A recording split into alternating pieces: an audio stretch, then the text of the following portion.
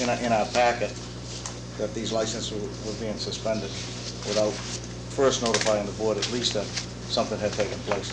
That's my only concern. It's the same thing when we used to get all those paraphernalia from the ABCC about how to control excessive minor drinkings and stuff like that in the community. And then when we would take stands to do it, and would send in a revocation request to the ABCC, they'd overturn our request. So it just seems like it's working in reverse this time. So I just thought I'd bring it up. Yep, Mr. Vino. But if I may, Mr. Smith, they did notify us. I know they did. Oh. But after the fact.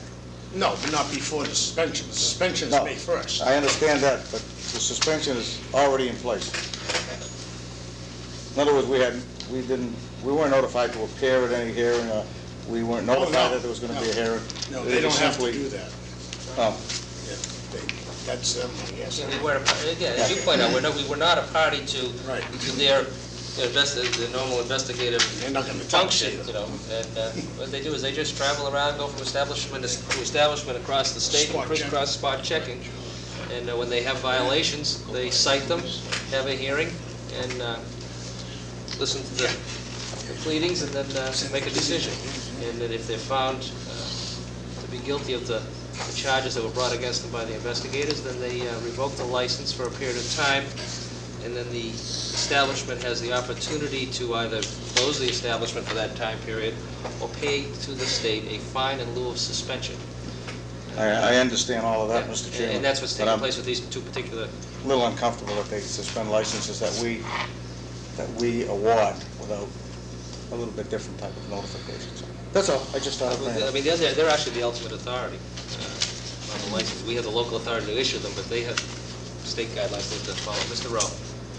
If we suspend a license on an establishment, are they notified? Yes. Well, yes, they're notified, and then also then the person who has been suspended. Again, we would have a show cause hearing. We would have a show cause hearing. They have the right to appeal it to this particular board, and they have the ultimate authority as to whether or not the suspension by the local licensing board is upheld. So the state licensing board has the ultimate authority. It would be nice to have them notify us, though, in the event that we had particular problems with an establishment in town. They did. No, I was saying before, so that we could go to the hearing. Before. Oh, so we could go to the hearing. Exactly. I mean, they hold a hearing, okay, and we might want to be there. The police chief might want to go there and say, look, we've had repeated trouble with this place, or whatever the case may be. They will have had that on file anyways. Well, it still would be nice to, I agree. Any complaints, things like that are always filed with the ABCC anyway. It would be nice for them to notify us that they're contemplating doing something like this. Yeah, if it's the wishes of the majority of the board, we can express that opinion to the ABCC. And in the future, if they're going to have a show cause hearing or revocation hearing on a licensee in the town of North Reading, we'd like to be notified prior to, so that we could have the opportunity, if we so desire, to be present. That's the wishes of the board. I think it should be. You think it should be? I think we should be notified. Well, it's certainly my wish. I mean, I just can't imagine they've opened somebody's license without telling the licensing board prior to. I don't even know if they held a hearing. It doesn't say there was a hearing. They may have just issued the order when it happened. Right, and if they want, and I think if the establishment, I think that is how the process. I don't think there was a what hearing they do on is, it. I think the applicant, the license holder is notified of the sting operation, of what transpired, time, date, place, and the ABCC takes action, probably without a hearing, just notifies them that if they wish to appeal it, they can do so. If they don't choose to appeal it, they just sign the forms, pay the fine in lieu of suspension, or close their doors. If they want a hearing, they can have it. I don't know that they did have a hearing. If you want, then why don't we just get clarification first as to what the exact process is, and then Tom, if you report back to us as to what the exact process is, if there was a hearing, and if there was a hearing, then, at the next meeting, we could entertain the suggestion of asking them to notify us in advance so that we could be present, at least just to listen, if nothing else. Okay? Is that all right? Fine. Mr. Smith? Yeah, I mean, we've had violations at some of these establishments before. We've made recommendations to the ABCC as much as 6 months of revocation in some cases. In fact, I made the motions, and they've either been denied at the ABCC or they've been returned back to us for further consideration. And I think we do the same respect in reverse. If you read these, you'll see where the establishment, there had to be a hearing because the establishment has already agreed to the 3-day suspension by just signing off. So somebody had to know beforehand that this was going to take place, and I just think the licensing board should certainly be notified that there's action being taken against it, especially a pouring license. So let's find out. Let's find out what the process is, and if it warrants a letter from the board, Tom brings back to the next meeting. We can do that. I think the courteous part would be, Mr. Younger, is just that if in fact the board had any input into a particular situation, because some of these have been repeats. So if in fact they're repeats, we should certainly have input into the... Mr. Younger, I don't... Mr. O'Leary, just, Chairman, just, in my tenure here, Little Peach and Eastgate have not had any violations. I'm not saying necessarily Okay, these, fine. but we have had repeats. So the motion before us is to sign the seasonal estimate and seasonal renewal certificate forms to the ABCC, along with a phone call, I guess. So the motion before us, any further discussion? Hearing none. All those in favor, please say aye. Aye. Those opposed? Unanimous. Yep. A little note will attach with that. Yeah, just put a little note in it. No, I think it's only... No, that's fine.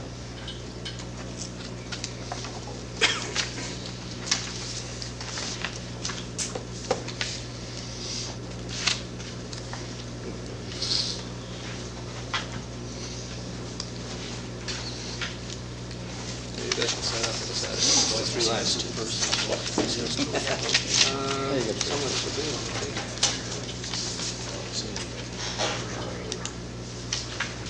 There's been no...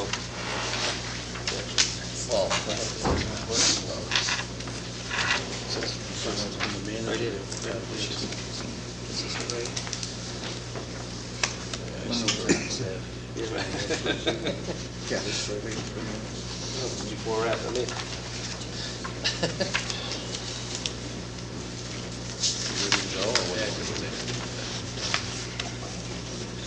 Charge for it.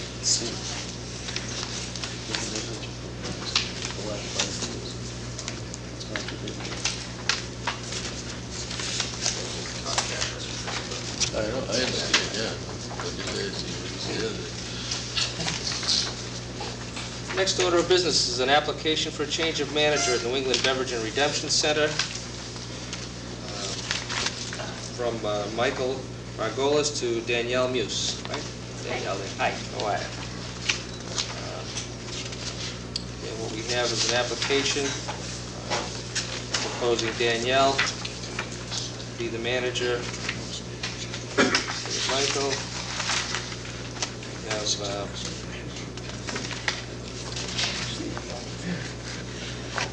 report from the police chief. No issues involved. And, no problem. It's not opposed to the transfer of this license. Danielle, you just want to give us a little update as to what's transpiring? Well, Michael had left a little while ago, and I've been sort of watching the store, so they wanted to transfer the name over to myself. Since you're putting in the hours anyway? Yeah, so, since I'm there on the premises more, for him. Mr. Chairman, Mr. Rowe. I move to approve the change of manager for Northern Beverage and Redemption Center, Main Street, from Michael Margolis to Danielle Muse. Second. Motion duly made and seconded. Further discussion? Mr. Smith? Yeah, in your application, you put down that you had worked for 8 years prior to in retail, With this company, I've been there. With this particular company? This year will be 8 years. and that you were a manager for 5 years, Assisting assistant manager? to Michael, yeah, while he was there, and then he had left. He was working part-time the last year he was there, and over that time, he was showing me what needed to be done, so. Yeah. At this particular establishment? Yep, Yeah. all there. No, I think it's over. Any further questions or comments? Hearing none, all those in favor, please say aye. Aye. Those opposed? Unanimous. Now you have to go back to work? No, not tonight. Not tonight? Keep you longer. Closed on Mondays. I don't think so. Oh, wait a minute, I'm sorry, there's two. I didn't see the thing.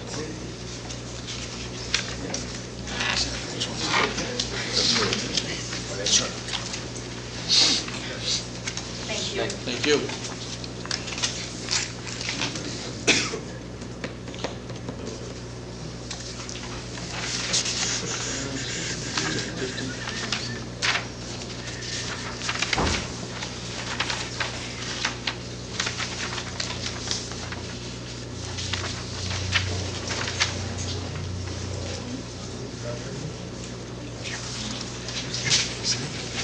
Huh? I don't know what it said.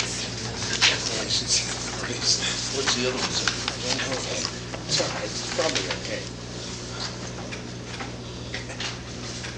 Oh, those are remarks. You're right. No big deal. They get the idea, right? You signed on the remarks. Oh, no, it kind of looks like I followed you, Joe. Yeah, I know. That's why you took the bottom line, huh? Yeah. CYA. Next order of business is to set the order of the ballot questions for the May 8, 2001 election. As the public may recall, you've had a special town meeting back in February, whereby town meeting took some action, and the board in turn took action in order to place several questions on the ballot for the consideration of the general public at the annual election. What's been proposed, again, are 4 different ballot questions. One for reconstruction and renovation of the Bachelor School, one for construction of new elementary school at the Swan Pond site, construction and renovations to the existing police station, and then schematic designs for renovations to the middle and high school. So 4 questions. We've been notified by the town clerk that any questions to be placed on the town election ballot must be received by the town clerk no later than 35 days before the election. Accordingly, any ballot question must be received in the office no later than April 3rd. To be placed on the May 8th ballot, please be advised that the questions will be printed in the order in which they are submitted by the Board of Selectmen. So, that being us,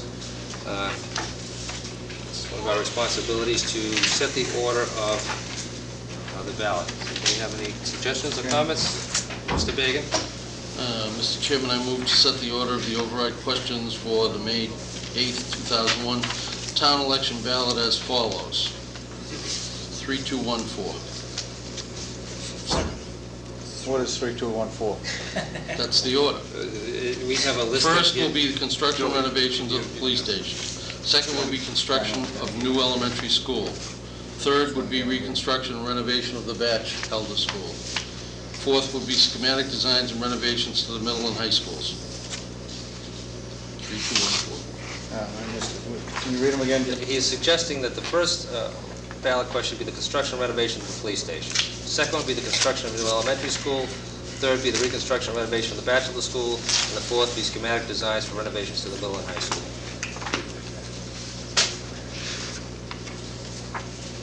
So we have a second. I did second. Oh, you did second. Yeah, I'm I'm sorry. Mr. Vino. Okay. We have a motion made and seconded. Yeah, I got it. I'm right in front of us. So 3214. Any further discussion on the order? Mr. Smith? I would go along with the reconstruction renovation of the police station first, but I'd rather leave the order of placement as they were on the original warrant, with the exception of changing the construction and renovation of the police station. With the reconstruction and renovation of the Batch School second, and the reconstruction, construction of the new school third.